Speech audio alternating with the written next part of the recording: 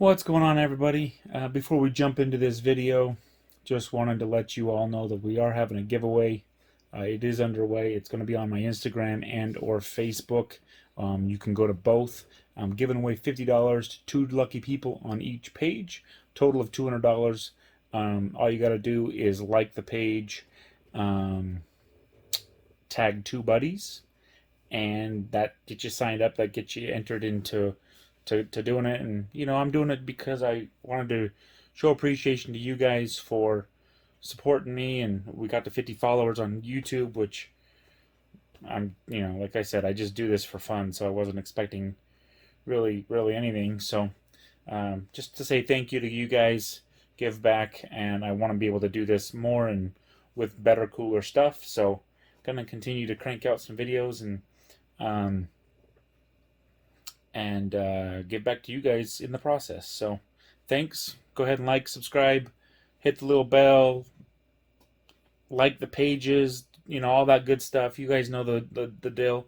And obviously the links for both Facebook and Instagram are in the description.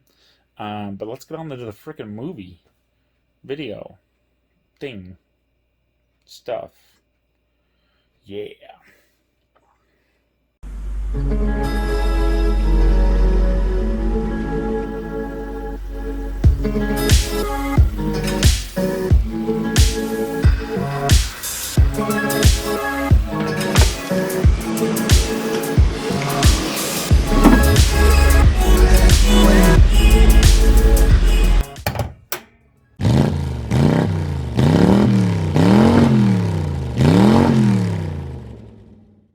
What's going on, everybody? Welcome to JR's Corner. I am JR. Welcome back for another channel episode of some super excitement. Today we're going to be doing an oil change on my Acura TL Type S, equipped with the 3.5 liter V6. However, also kind of doing some educational, whatever you want to call it, because my oldest boys, who are of the age to drive, are learning all about this kind of stuff, so trying to help them figure it all out. So I've actually got them helping me today with not just the learning aspect of it, but also kind of recruited them to assist with filming and camera crew type stuff. So I'm gonna take this from him. So over here with this camera, I've got El Dakota, and then pretending like he knows what he's doing is Mr. Caden. Alright, so the first thing you need to do when you're doing an oil change is you need to gather your equipment, stuff that you need to get the job done, and things like oil, a drain bucket. So we're gonna go through all of that real quick. On my TL, I already know it's a 17mm wrench, so I've got my 17mm wrench right there, ready to go. You're also gonna need a filter wrench to get the oil filter off, because sometimes those are on there good. This is called a band wrench. It wraps around the filter and clamps it, and then when you try to tighten it, it pulls it tight, and then you can just turn it. They do come in multiple sizes, so if you don't know any better, they have bigger ones. They also make this guy. Now, I used to use this all the time on like the diesel trucks, like the Dodges and stuff, and I put a big old fat extension on it and run it up from underneath to take those filters off, and it does a pretty good job. And basically the way that works is once you turn your ratchet, it tightens down on the filter, and then you'll turn it. But my preferred style is this. This is a channel lock kind of style. Not really a channel lock, I guess. More like a slip plier style wrench, where I can either have it that, a big, or I can go a little on the smaller side. The smaller side usually works for just about everything. And this does a really good job of getting in there and getting the job done. So this is what I'm going to use for today's stuff. So I've got my wrench and my pliers. Additionally, went and got a new drain bucket just for you guys because I didn't want you to see my nasty old drain bucket. So we're going to put the oil into here when we drain it. It's also handy to have some rags on hand. Lots of different kinds of rags you can use. Red rags, shop towels like paper towels. They make some that are specifically for oil and working on your car. I personally prefer like red rags, and I usually a can of brake clean just to help kind of clean things off and keep it looking nice under there and make sure you're not leaving oil all over the exhaust, things like that. So that's what we're going to do with that. All right, so the next thing you're going to want to make sure you have ready to go is you're going to want to make sure you have an oil filter and your oil. So in this particular case, I'm using Valvoline full synthetic, high mileage, because my car technically meets the high mileage requirements. And then I'm using a Mobil 1 synthetic oil filter. These say that they're good for 20,000 miles, and I know you can get oil that says it's good for like 20,000 miles. I personally don't trust it, so I usually run synthetic, and then I'll run it for anywhere between 3,000 and 5,000 miles, just because the old guy in me still kind of has that 3,000 mile rule in place. I don't trust, and I want to make sure my car doesn't need to rely on oil that's older. I'd rather spend the money, have good oil in there, run it for what I need to if I'm on a road trip or whatever. We're good, it's covered. I don't have to worry about going right at 3,000 miles and getting the oil changed. But also, I'm not going to push it because I do want to make sure my engine lasts a long time. And so we go with the synthetic and a synthetic filter. Your oil is only going to be as good as your filter. If you go with a crappy filter like a Fram, you're going to get what you pay for, and you really ought to be doing your oil change fairly regularly. But on a testing basis, they don't, they're not rated very well, let's put it that way, in comparison with other filters. So that's what we're going to roll with. I got the Mobil 1 filter, some Valvoline oil, and we're going to change it out. I suggest you do your own research for what you want to run in your vehicles. This is what I run in mine, is the Valvoline, but there's lots of really good oils out there. I know another really high rated one is AMSOIL. Mobil 1's rated really well. Off the top of my head, I know there's a bunch. I just can't think of a whole lot of them right now on the spot. So we're gonna get started, and let's get this moving. Alright, so the first thing you're going to want to do once you get underneath your car, obviously we've got it up on ramps, is locate the your drain bolt and locate your oil filter.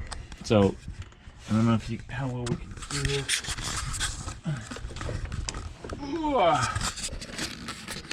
So this is kind of what she looks like underneath here. So this piece right here, that's your transmission, right? And then you have your frame piece there, and then you have your exhaust that comes down right here and runs back to your J pipe, which the J pipe is what connects the rear, that goes up to the rear exhaust, and then it all connects right here and runs on backwards. Now it looks like that little flex piece is all tore up on my car. I don't know why, but that's the case. Seems to be the case. I haven't been underneath this car since I bought it. I mean, I don't know if you remember, but I had some issues with it earlier, and was still, when I first bought it, I took it to the dealer and had them take care of it, and then I had some issues with the AC, and I had them do an oil change on it while it was there, because it's whatever. So this is the first time I've actually been underneath the car, and you know, you can tell that the exhaust a little bit rustier than I like to see, but that's normal for cars that are in the north more, which this one was up in Pennsylvania, so it's a given for that. But I don't see anything too crazy as far as out of the ordinary as far as any of that goes. which is good. All right, so right here, next to the J-pipe, that's my drain plug for the oil, and it actually says on it, engine oil, and it has a little arrow, all right there. So that's where my 17 millimeter wrench is going to go on there. And then I noticed my oil filter is right there, so that should be pretty easy to get to as well. So let's get going.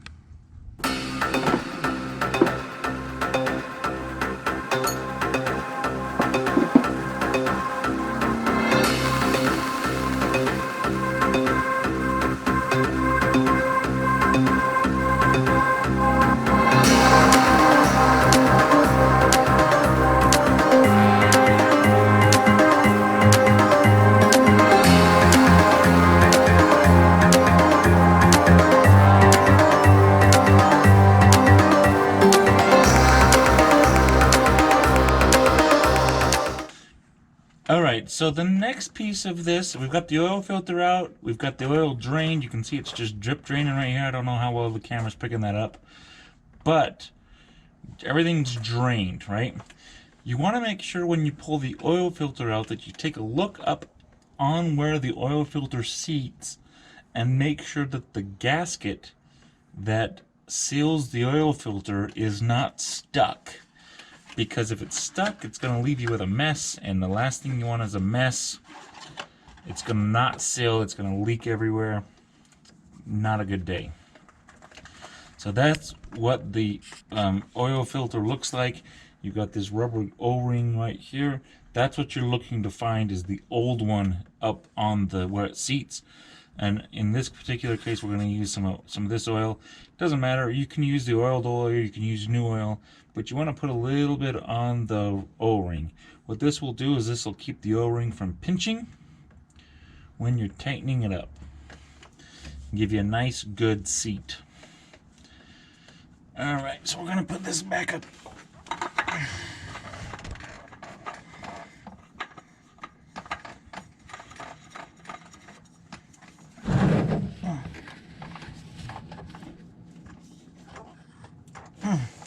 You want to get that hand tight, but you don't really want to go much tighter than that. The oil change person that does your oil change after you will thank you. If it's yourself that's doing the next oil change, you'll be glad that you did that, because over time with all the heat and stuff, that does get pretty tight. And then we want to find our drain plug, which is right here.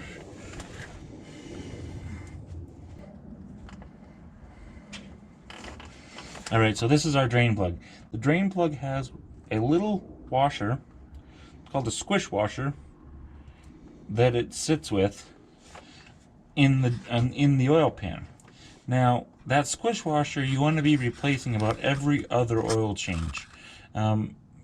If you want to do it every oil change, great, but at least every other oil change at the very least, because that actually helps seal everything up. We're going to just reuse this guy. Because I know it's been replaced. Let's go, come on. I'm trying to get it to start. Come on, you can start for me. You want to always start it by hand. If she wants to, she will. I feel like I'm getting it, but it's not wanting to. Take. There we go. All right.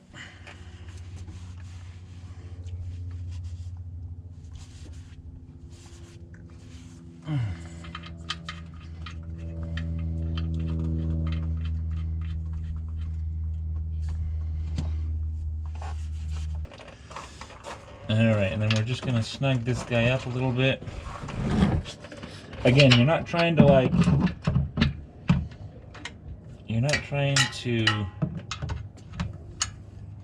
prove that you're the world's strongest man or woman. You're just trying to get it nice and tight. If you go too tight, there we go. That's plenty tight. So look at your They do make torque specifications for oil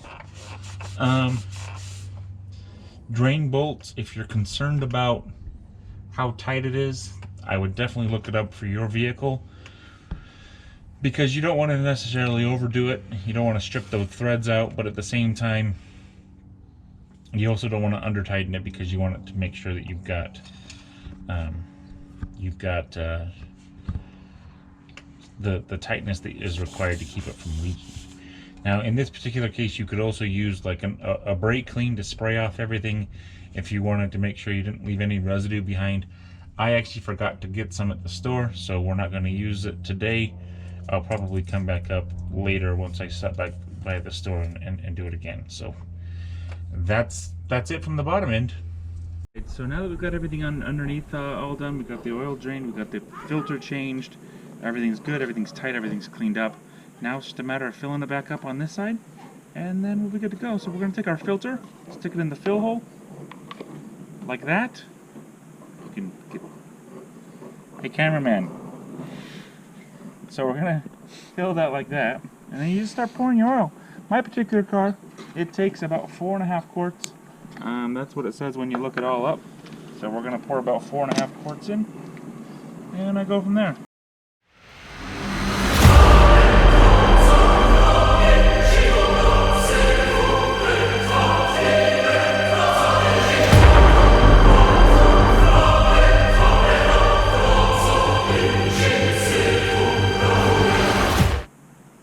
Alright, so we're about 4.5 quarts in.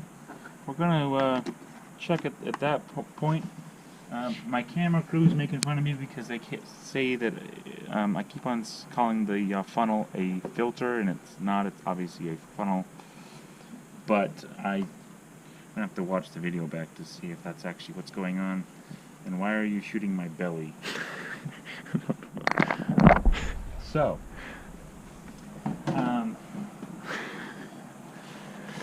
got the camera crew over here with their jokes. I don't think they're going to last very long with their jokes. You're so funny with your jokes. Anyways, so go ahead and put your oil cap back on. We're going to start it up and let it run for a second.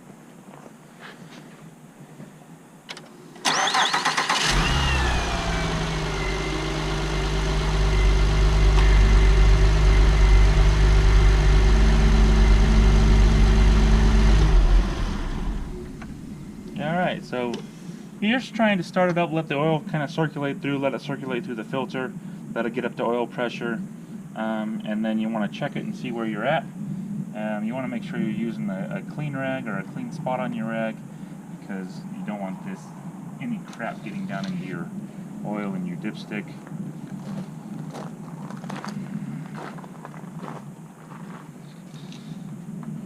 Clean that sucker off, go back down in, and check the level. Now, in this particular case, I don't know that you can see it, but we are actually really low. We're right at that low line, right there. So we're going to add some more oil and get her up where she needs to be.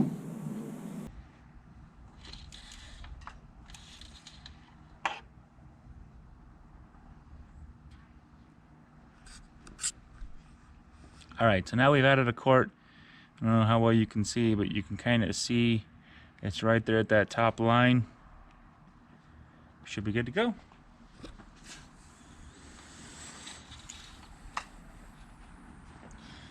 Now, this is also a good time. Why are you pointing at my belly again? No, I'm not. You can see my face. Yes. You can see my face. Yes. Good.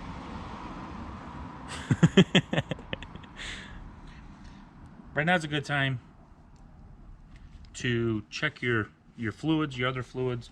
You've got the car's cold, so you know you can check like your coolant. Everything's good there. Check the bottle, make sure that that's full, which I actually don't have anything in there. I need to go get some more. Check your washer fluid if you'd like. You can pull this off and check your power steering fluid. Check your brake fluid. Check out all your fluids. Make sure everything's good. If you've got a compressor or something like that, it's also a good time to check like your tire pressure, especially this time of year where the weather starts to swing a little cooler, tire lights and things like that tend to come on because they're a little low on pressure.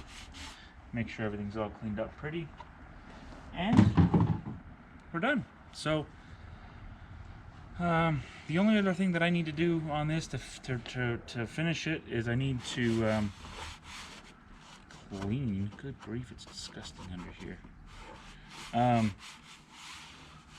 I need to reset the maintenance light, which every manufacturer is going to be a little bit different on how to do that, and clean up my mess. So that's it.